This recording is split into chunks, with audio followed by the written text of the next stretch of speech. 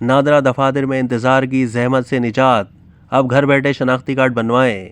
National database and registration authority यानी नादरा की जानिब से वफाकी दारुल हुकूमत के बाद कराची में भी नादरा बाइकर सर्विस शुरू करने का फैसला किया गया है।